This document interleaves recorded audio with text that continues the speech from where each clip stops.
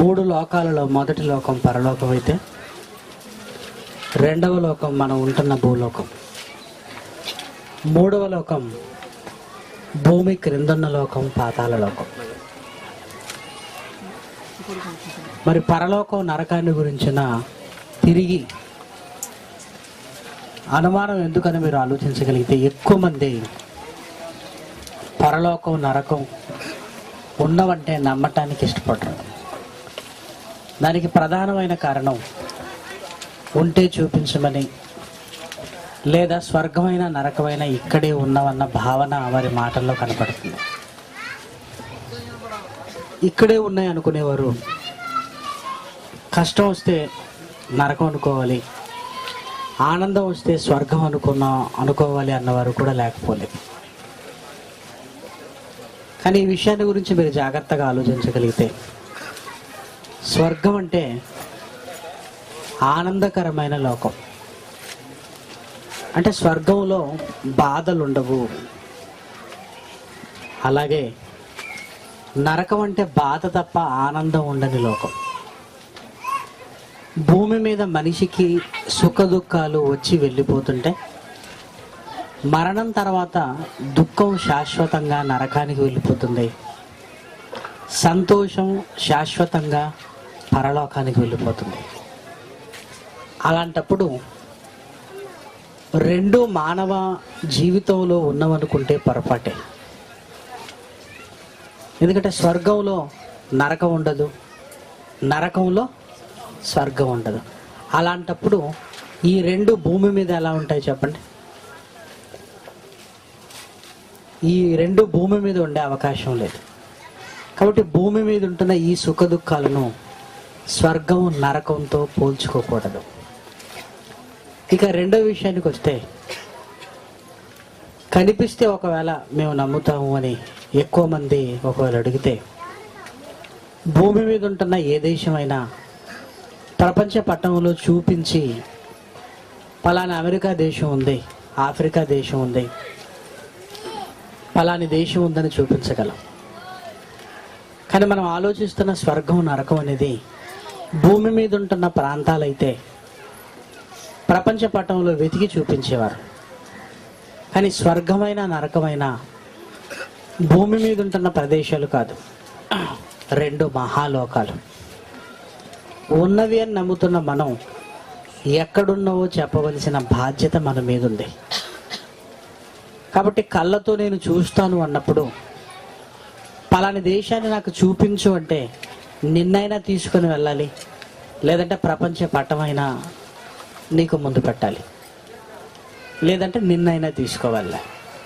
ఇప్పుడు పరలోకాన్ని నరకాన్ని నాకు చూపించు అంటే, పరలోకాన్ని నరకాన్ని నీకు చూపించడానికి నిన్నైనా తీసుకొని వెళ్ళాలి, లేదంటే వాటిని గురించిన ఆధారం ఉన్న ఏదైనా రుజువైనా మన కళ్ళ ముందు పెట్టాలి. ముందుగా మన కళ్ళ ముందు ఉంటున్న రుజువు ఏంటంటే, 66 పుస్తకాలుగా దేవుని మహాజ్ఞాన గ్రంథమే రుజువు. ఒక మనిషి రూపొందించిన ప్రపంచ పటాన్ని చూసి ప్రపంచంలో ఇన్ని దేశాలు ఉన్నవని నమ్మినప్పుడు, దేవుడు రాయించిన ఈ మహాజ్ఞాన గ్రంథంలో వీటిని గురించిన ప్రస్తావన చాలాసార్లు మనకు కనపడుతుంది. అందులో నీవు ఉన్నవని చెప్పిన వారిలో మహానుభావుడైన యేసుక్రీస్తు ముఖ్యుడు. భూమి మీద ఉన్నప్పుడు నిజాన్ని నిర్భయంగా చెప్పి మనిషిని దేవుని వైపు మళ్లించిన మహానుభావుడుగా ఆయన మాటల్లో ఈ రెండు లోకాల ప్రస్తావన మనకు కనపడుతుంది. ముందుగా పరలోక రాజ్యాన్ని గురించి మనం చూడగలిగితే, మత్తయి సువార్త 5వ అధ్యాయం, మత్తయి సువార్త 5వ అధ్యాయం 2వ వచనాన్ని దయచేసి చూడండి. అప్పుడు ఆయన నోరు తెరిచి ఈలాగు బోధింపసాగెను, ఆత్మ విషయమై దీనులైన వారు ధన్యులు, పరలోక రాజ్యము వారిది. భూమి మీద బ్రతుకుతున్న మనిషికి, అనగా దేవుడి కొరకు బ్రతుకుతున్న వాడికి పరలోక రాజ్యం ఉంది అని చెబుతున్నారు. ఒకవేళ పరలోక రాజ్యం, పరలోకమే లేదంటే యేసుక్రీస్తు చెప్పిన ఈ మాట అబద్ధం అవుతుంది.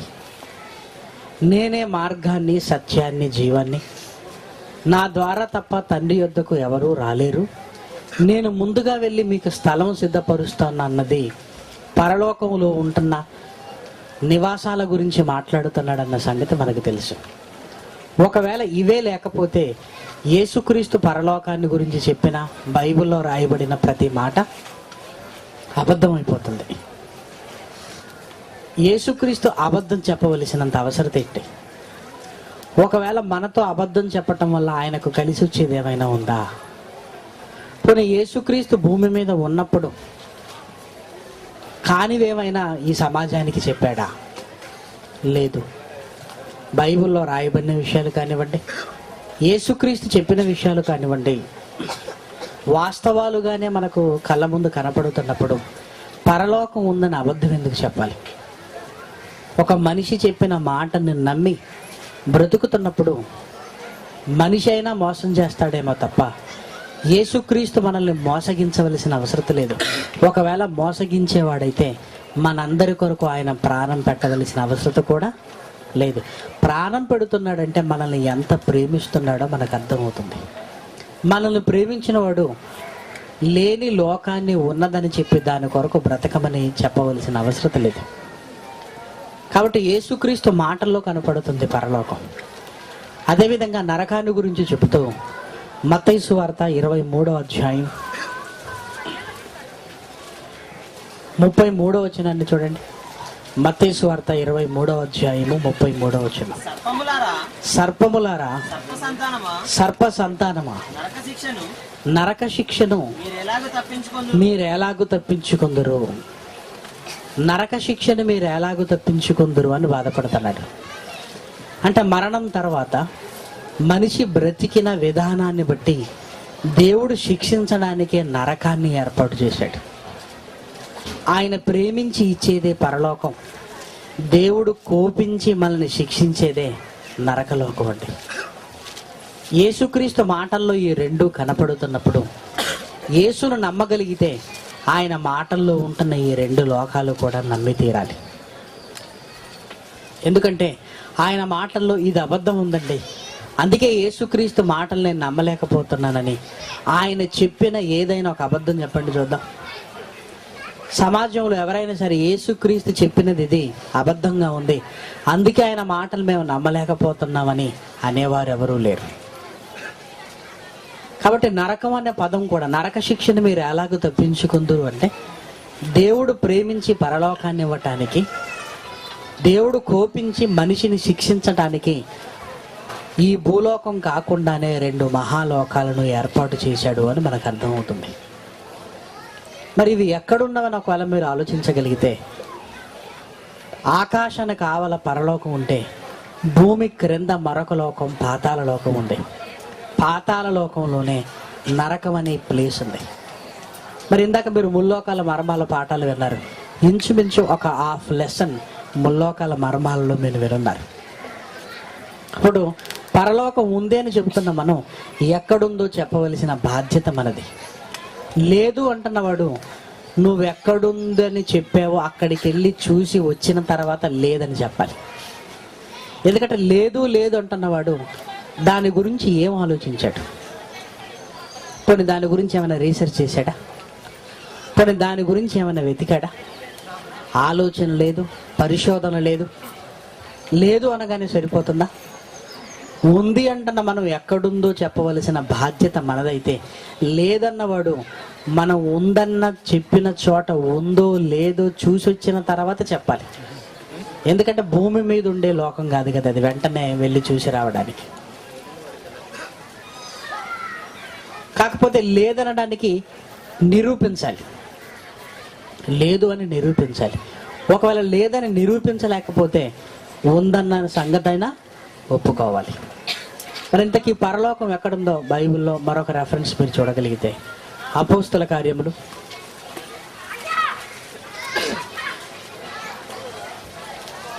7వ అధ్యాయము 54, 55 వచనాలు దయచేసి చూడండి. అపోస్తుల కార్యములు 7వ అధ్యాయము 54, 55 వచనాలు. వారి మాటలు విని కోపముతో మండిపడి అతనిని చూచి పండ్లు కొరికిరి. అయితే అతడు పరిశుద్ధాత్మతో నిండుకొనిన వాడై ఆకాశము వైపు తేరి చూచి దేవుని మహిమను యేసు దేవుని కుడిపార్శ్వమున నిలిచియుండుట చూచుచున్నానని చెప్పెను. స్టెఫెన్ గారు చంపబడటానికి ముందు భూమి మీద ఉంటున్న ఆయన ఆకాశం వైపు తేరి చూసేసరికి కనపడుతున్న ఆకాశం చీల్చబడి తెరుచుకుంది. ఆ ఆకాశాన్ని కావల యేసుక్రీస్తు నిలిచుండటం కనపడుతున్నాడు. యేసుక్రీస్తు ఉన్నాడంటే అది ఏ లోకమై ఉండాలి? పరలోకమై ఉండాలి. పరలోకమే ఎందుకై ఉండాలి? యేసుక్రీస్తు మరణించి తిరిగి లేచిన తర్వాత పరలోకానికే వెళ్ళాడు గనుక, పరలోకంలో తండ్రి సింహాసనం మీద కూర్చున్నాడు గనుక. అంటే పరలోకం ఎక్కడుంది అనే ప్రశ్నకి ఎక్కడుందో చూపించవలసిన బాధ్యత మనపై ఉంది గనుక స్టెఫెన్ గారు ఈ భూమి మీద నుంచి ఆకాశం వైపు తేరి చూచి కనబడుతున్న ఆకాశం చీల్చబడితే ఆవల పరలోకం ఉందన్న సంగతి గ్రహించాడు గనుక మనం కూడా ఇదిగో కనపడుతున్న ఆకాశానికి ఆవల ఉంటున్న లోకమే ఒక మహాలోకం, పరలోకం, తండ్రి ఉండే లోకం, దేవదూతలు ఉండే లోకం, యేసుక్రీస్తు ఉన్న లోకం, మనం అందరం ఆయన కొరకు బ్రతికి వెళ్ళవలసిన లోకం. ఇప్పుడు పరలోకం ఎక్కడుందంటే ఇదిగో కనపడుతున్న ఆకాశానికి ఆవలుంది అంటున్నారు. లేదు అంటున్నావంటే ఇక్కడ చూస్తే నీకు కనపడదు, అక్కడికి వెళ్ళి చూసి రావాలి. అక్కడికి వెళ్ళి చూసి వచ్చేంత ఓపిక ఉందా మనిషికి? లేదు. పోనీ వెళ్ళాలనుకుంటే ఇలా వెళ్ళే లోకం కానే కాదు. కాబట్టి ఉంది అంటున్న నువ్వు ఎక్కడుందో చెప్పావు గనక లేదు అంటున్నవాడు లేదన్న సంగతి నిరూపించాలి. లేదు లేదు అంటే కుదరదు. లేదంటే ఈ భూమి మీద వెతికి లేదంటే కుదరదు. ఎందుకంటే భూమి మీద ఉండదు అది. ఎందుకంటే భూ సంబంధమైన లోకం కాదు గనక దేవుడు ఉండే లోకం. అలాగే నరకాన్ని గురించి మనం మాట్లాడుకుంటే దేవుడు ఉండే లోకం ఒకటి ఉన్నప్పుడు, దేవుడు మనిషిని శిక్షించాలనుకున్నప్పుడు శిక్షించే లోకం కూడా ఉంది. భూమి మీద ఎలా గెస్ట్ హౌస్లు, ఎలా అతిథి గృహాలు ఎలా కడతారో మర్యాదలు చేయడానికి, అతిథులను ఆహ్వానించడానికి, అలాగే నేరస్తుల కొరకు జైలు కూడా ఉన్నాయి మనకి. గౌరవించాలనుకున్నప్పుడు అతిథి గృహాలకు తీసుకెళ్తారు, శిక్షించాలనుకున్నప్పుడు జైలుకి తీసుకెళ్తారు. దేవుడు కూడా పరలోకాన్ని సిద్ధపరుస్తున్నప్పుడు అందరూ దేవుడు కొరకే బ్రతికితే మరొక లోకం అనేది అవసరం లేదు. కానీ దేవుడు కొరకు బ్రతకని వారు కూడా ఉన్నారు గనక మరణం తర్వాత వాళ్ళ పరిస్థితిని ఆలోచించగలిగితే బ్రతికే వారిని తన దగ్గరికి తీసుకుని వెళ్ళి బ్రతకని వారిని నరక శిక్షలో వెయ్యాలనుకున్నాడన్న సంగతి యేసుక్రీస్తు మాటలో మనకు స్పష్టం అవుతుంది. కాబట్టి ఈ నరకం అనేది ఎక్కడుందో జాగ్రత్తగా మళ్ళీ బైబిల్లో వెతకగలిగితే యెషయా గ్రంథము 14వ అధ్యాయము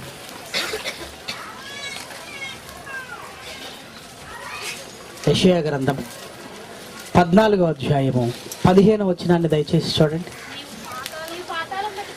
నీవు పాతాళమునకు నరకములో ఒక మూలకు తోయబడితివే. పాతాళములో నరకం ఉంది. పాతాళం ఎక్కడుందంటే ఏం చెప్పగలం? భూమికి రెండుంటున్న లోకము పేరే పాతాళ లోకం. పాతాళ లోకంలో నరకం ఉంది అంటున్నాడు. మరి పాతాళ లోకంలో ఉన్న నరకం ఏంటో మళ్ళీ లేఖనాలను చూడగలిగితే లూకాసు వార్త 19వ అధ్యాయము 26వ వచనాన్ని చూడండి. అందుకతడు లూకా 16:25 అందుకు అబ్రహాము కుమారుడా, నీవు నీ జీవిత కాలమందు నీకిష్టమైనట్టు సుఖము అనుభవించితివి, అలాగుననే లాజరు కష్టము అనుభవించనని జ్ఞాపకం చేసుకున్నాము. ఇప్పుడైతే వాడిక్కడ నెమ్మది పొందుచున్నాడు, నువ్వు యాతన పడుచున్నావు. అంతేకాక ఇక్కడ నుండి మీ యొద్దకు దాటగోరు వారు దాటి పోజాలకు ఉండునట్లును,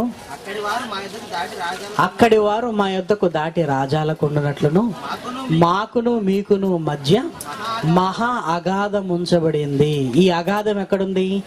పాతాళ లోకంలో ఉంది. ఇప్పుడు నరకాన్ని గురించిన మాట యెషయా గ్రంథంలో ఉన్నది జ్ఞాపకం చేసుకుంటే, పాతాళ లోకంలో నరకంలో ఒక మూల. పాతాళ లోకంలో ఉంటున్న నరకం అంటే ధనవంతుడు లాజరు ఇద్దరు ఉంటున్న స్థలాలకు మధ్య ఒక మహా అగాధం ఉంచబడింది. ఆ అగాధములో ఉంచబడిందే నరకం. మరి నరకం అని ఎలా కన్ఫర్మ్ చేయగలం అంటే, పేతురు గారు రాసిన 2వ పత్రిక 2వ అధ్యాయము 4వ వచనాన్ని చూడండి. యెషయా 14లో కూడా దేవదూతల గురించే మాట్లాడుతున్నాడు. మళ్ళీ పేతురు గారు కూడా దేవదూతల గురించే మాట్లాడుతున్నాడు. దేవదూతలు పాపము చేసినప్పుడు దేవుడు వారిని విడిచిపెట్టక పాతాళ లోకమందలి కటిక చీకటి గల బిలములోనికి త్రోసి. ఇక్కడ బిలము అన్నాడు. లూకా సువార్త 16లో మహా అగాధం అన్నాడు. అగాధం అన్నా బిలమన్నా ఒక్కటే. యెషయా 14లో నరకంలో ఒక మూల అన్నాడు. అంటే ఈ 2 స్థలాలకు మధ్య ఉంటున్న అగాధమే బిలం, ఈ బిలములో ఉన్నది నరకం. ఆ నరకంలో ఒక మూలకు దేవదూతల్ని త్రోసాడు దేవుడు. అంటే నరకం అనేది ఉందన్నమాట. ఆల్రెడీ దేవదూతలు నరకంలోనికి పంపబడ్డాయి. ప్రారంభం నుంచి ఇప్పటి వరకు నరకంలో శిక్ష విధింపబడుతున్నప్పుడు అది లేదు అనుకోవటం వల్ల ఏమైనా ప్రయోజనమా? ఉన్న లోకాలను మాత్రం లేవనుకుంటున్నాడు. ఎప్పుడో ఒక రోజు నాశనం అయిపోయే ఈ లోకాన్ని మాత్రం ఉంది అనుకుంటున్నాడు. కానీ అసలు విషయం చెప్పమంటారా? దృశ్యమైనది అనిత్యములు, అదృశ్యమైనది నిత్యములు. అంటే ఈ కనపడుతున్నది అంటే మనిషి ఈ లోకం ఉంటుంది అనుకుంటున్నారు, కానీ ఉంటున్న ఈ లోకమే ఊడిపోవడానికి సిద్ధంగా ఉంది. లేదు అనుకుంటున్న ఆ లోకాలే శాశ్వతంగా ఉండిపోవడానికి సిద్ధమవుతున్నాయి. మనిషి ఎంత మూర్ఖంగా ఉన్నాడు చూడండి. ఇంకా కాస్త మీరు ఆలోచించగలిగితే, ఏమంటే నరకం పరలోకం ఇవేమీ లేవు అని ఎక్కువ మంది నమ్మటానికి ఇష్టపడతారండి. పోనీ కాసేపు లేవు అనుకుందాం. నువ్వు లేవని చచ్చిపోయావు అనుకోండి, మరణించిన తర్వాత ఉంటే ఏం చేస్తావు?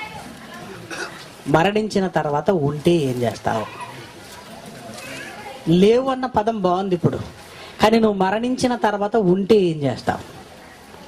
చాలా కష్టం కదా. ఒకవేళ ఉన్నవని దేవుడి కోసం బ్రతికి చచ్చిపోయావు అనుకోండి, ఆ తర్వాత లేకపోయినా పర్వాలేదు. ఉన్నవని మనం చచ్చిపోయాం, తర్వాత లేవండి.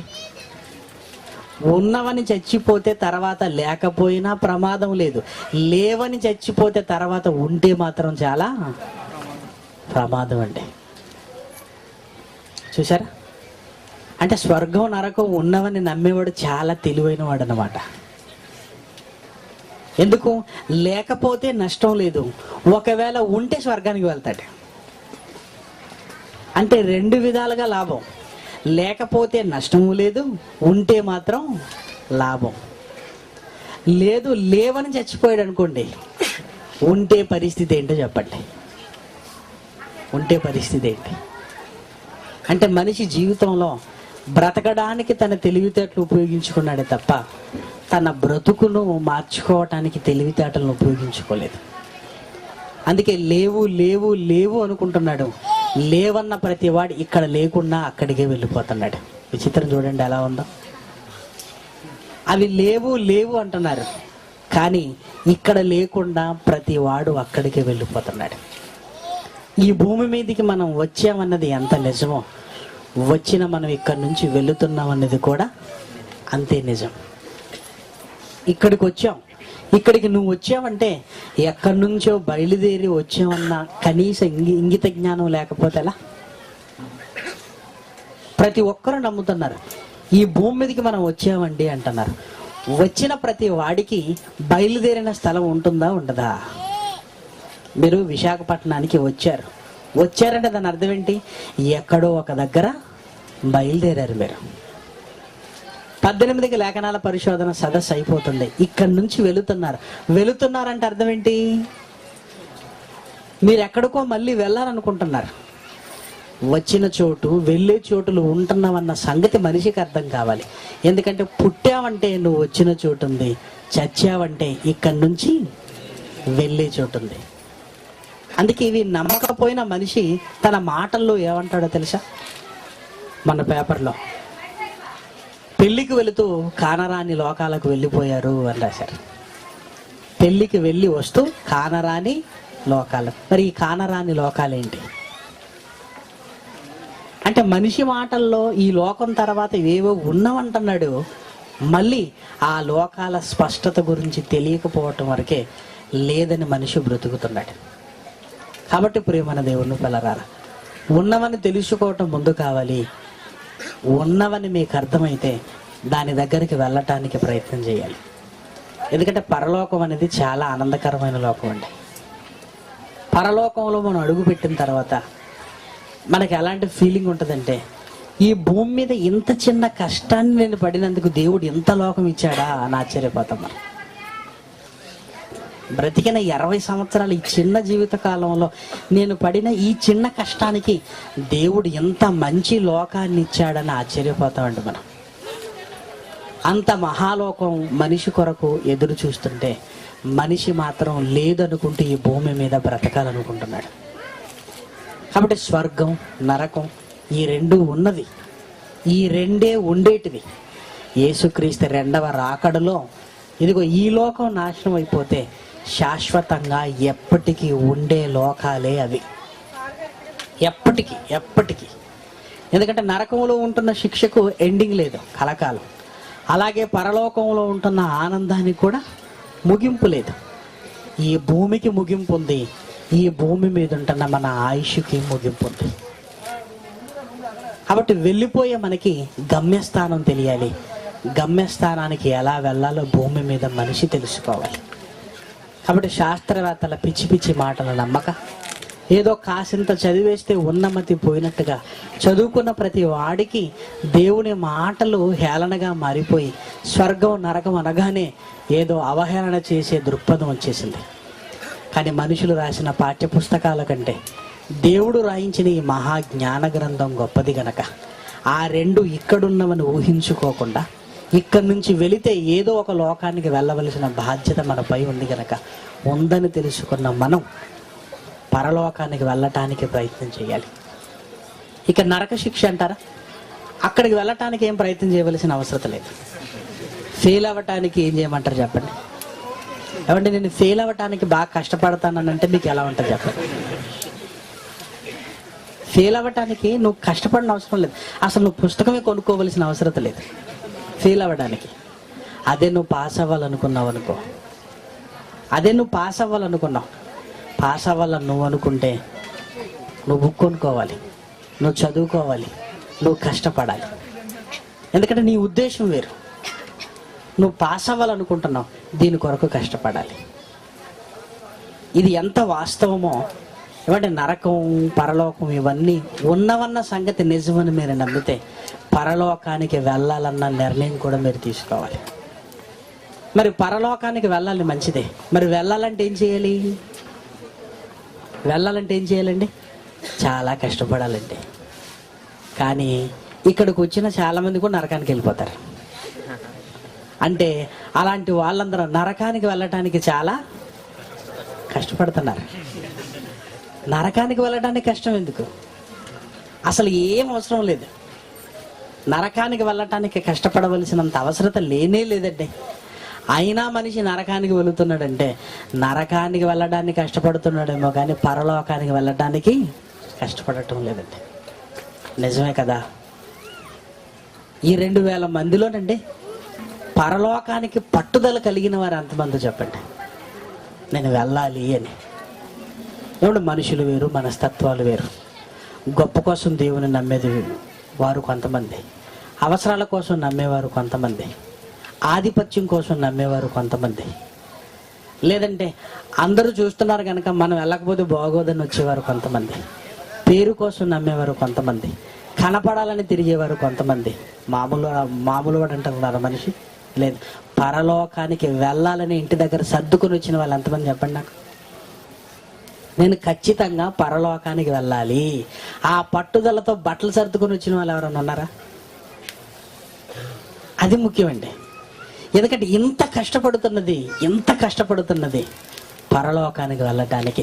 అంటే ఇక్కడికి వచ్చిన తర్వాత పరలోకాన్ని కొట్టి తీరాలంతే. ఇంకా ఇక్కడికి వచ్చి కూడా మళ్ళీ వెనకడుగు వేసామనుకోండి, మనం ఎలాంటి వాళ్ళం అంటే కష్టపడి నరకానికి వెళ్ళిపోతాం అన్నమాట.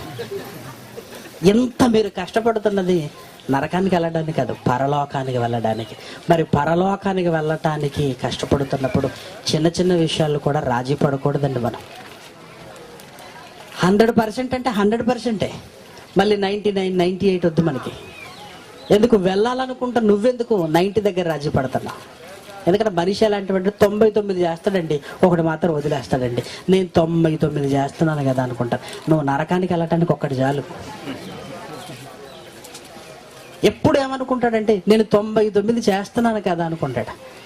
అంటే ఆ ఒక్కటి నిన్ను నరకానికి తీసుకెళ్ళలేదా? 99 చేస్తాను, నువ్వు ఈ చిన్న దాంట్లో ఎందుకు పోగొట్టుకుంటున్నావు? 99 చేసావు కదా, మరి ఈ ఒక్కదాని విషయంలో ఎందుకు రాజీ పడుతున్నావు? కాబట్టి ప్రియమైన దేవుని పిల్లలారా, ఎలాగూ వచ్చాం, ఎలాగూ మాటలు వింటున్నాం, ఎలాగూ రోజులు గతిస్తున్నాయి. పరలోకానికి వెళ్ళాలన్న పట్టుదలతోనే వెళ్ళాలండి, పట్టుదలతోనే వెళ్ళాలి. ఆ లోకం మనకు మిస్ అవ్వకూడదు. లేఖనాల పరిశోధనకొచ్చి ఇంత మహాజ్ఞానాన్ని నేర్చుకొని బైబిల్లో ఉన్న ప్రకారంగా మనం బ్రతకకపోతే, ఈ మహాజ్ఞానాన్ని తీసుకొని వెళ్ళకపోతేనండి, లోకంలో తిరిగి నరకానికి వెళ్ళిన వాడే మనకంటే బెటర్. అంతే కదా మరి. లోకంలో తిరిగి నరకానికి వెళ్ళిన వాడే బెటర్. ఎందుకంటే ఎంత మహాజ్ఞానాన్ని నేర్చుకొని ఆయన కొరకు బ్రతకకపోతే మన డబ్బులు ఏమైపోవాలి, మన కాలం ఏమైపోవాలి, మన కష్టం ఏమైపోవాలి, మన బాధలు ఏమైపోవాలి? ఏమంటే ఈ బాధలన్నీ మిమ్మల్ని పరలోకంలోనే పడేయాలి. కాబట్టి జాగ్రత్త కలిగి ఉన్నవి అని నమ్ముతున్నామంటే అక్కడికి వెళ్ళటానికి మనం మార్గం సిద్ధం చేసుకోవాలి. పాతాళంలో నరకం ఉంది అని మనం ఒప్పుకుంటున్నామంటే ఆ నరకంలో నుంచి, నరక శిక్ష నుంచి తప్పించుకోవడానికి తప్పనిసరి మనం ప్రయత్నం చేయాలి. కాబట్టి పరలోకం, నరకం ఉన్నాయి, ఉండేవే అవి. ఈ లోకం ప్రస్తుతానికి ఉంటుంది, శాశ్వతంగా ఉండదు. కాబట్టి ఈ లోకాన్ని, ఈ జీవితాన్ని నమ్మక మహాలోకాల కొరకు మనిషికి ఆలోచన ఉండగలిగితే దేవుని దగ్గర సదాకాలం ఉండే ఒక మహాభాగ్యాన్ని మనం పొందుకోగలుగుతాం. కాబట్టి కేవలం ఉన్నవని తెలుసుకోవటం వేరు, ఆ ఉన్న మహాలోకానికి మన బ్రతుకును మార్చుకోవటం వేరు. కాబట్టి ఉన్నవని తెలుసుకోవటం ఒక గంటలో పని, ఆ పరలోకానికి వెళ్ళేటట్టుగా బ్రతకటం ప్రతి క్షణం పనే కదా. కాబట్టి ఆ కష్టాన్ని మనం తీసుకొని పరలోకానికి వెళ్ళగలిగే ఉత్తములుగా ప్రతి ఒక్కరూ తయారవ్వగలిగితే ఆ మహాలోకానికి మనం వెళ్ళగలం. కాబట్టి ముల్లోకాల మర్మాలతోనే ఈ పాఠం లింక్ అప్ అయింది కనుక మీకు చక్కగా అర్థమైంది అనుకుంటున్నాను. ప్రార్థన చేసుకుందాం.